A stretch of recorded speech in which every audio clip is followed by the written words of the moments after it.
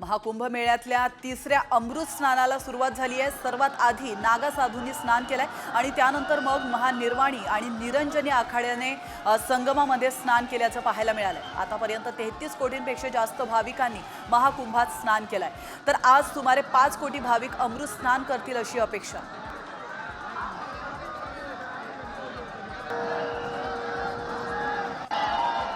प्रयागराजमध्ये स्वामी शांतिगिरी महाराजांना जगद्गुरु पदवी प्रदान करण्यात आली आहे। महामंडलेश्वर आचार्य अवधेशानंद गिरीजी महाराजांच्या हस्ते यांचा पट्टाभिषेक सोहळा संपन्न झालाय।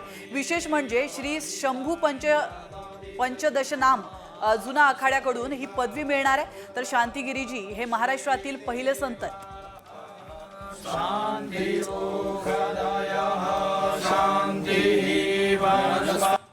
नाशिकमध्ये 2027 मध्ये सिंहस्थ कुंभमेळा होणार आहे। 2027च्या सप्टेंबर ऑक्टोबर मध्ये म्हणजेच श्रावण महिन्यात 3 शाही स्नान होणार आहेत। याच पार्श्वभूमीवर नाशिक प्रशासन अलर्ट मोडवर आलंय। प्रयागराज कुंभमेळ्यामध्ये झालेल्या चेंगराचेंगरीनंतर नाशिकमध्ये होणाऱ्या कुंभमेळ्यासाठी उपाययोजना राबवण्यात येत आहेत।